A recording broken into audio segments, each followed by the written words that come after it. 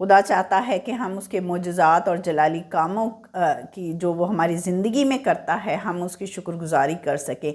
इस बात की तस्दीक हमें लूका 17वें बाब के बयान में मिलती है, जब 10 कोढ़ी यीशु के पास आते हैं शिफा के लिए और खुदा यीशु उन्हें शिफा देते हैं, लेकिन उनमें से सिर्फ एक कोढ़ी ही वापस यीशु के पास शुक्रगुजारी के लिए आता है। तो यीशु उससे सवाल करते हैं कि बाकी 9 कहाँ है, क्या उन्होंने शफा नहीं पाई।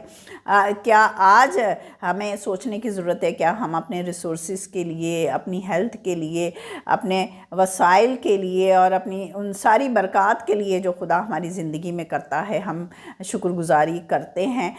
क्या अगर हो सकता है कि हम अपनी जॉब से सेटिस्फाई नहीं, अगर अपने बिज़नेस से सेटिस्फाई नहीं, तो कलाम हमें सिखाता है कि हमें फिर भी खुदा का शुक्र अदा करना है इन सारी बरक़ात के लिए, क्योंकि शुक्रगुजार दिल एक मैग्नेट की तरह है जो कि बरकत को अट्रैक्ट करता है। अगर हमारे वसाइल एनफ नहीं हैं, अगर हम अपनी जॉब से सेटिस्फाई नहीं हैं, अगर हम अपने बिज़नेस से खुश नहीं हैं, अगर हम खुदा के साथ अटैच रहते हैं, खुदा का शुक्र अदा करते हैं इन सारी बरक़ात के लिए, तो खुदा अपनी कुदरत से हमारे लिए न्यू अपॉर्चुनिटी के दरवाज़े खोलता है। खुदावंद हमारे न्यू कनेक्शन बनाता है। खुदावंद हमारे बिज़नेस को ग्रो करता है, क्योंकि ये सारी बरक़ात का मंबा सिर्फ़ और सिर्फ खुदा है। तो ज़रूर हमें हर हाल में खुदा का शुक्र अदा करना है, उसकी हम्द और उसकी तारीफ़ करनी है, ताकि उसके नाम को इज़्ज़त और जलाल मिले और सारी बरक़ात जो हम चाहते हैं खुदावंद हमारी ज़िंदगी में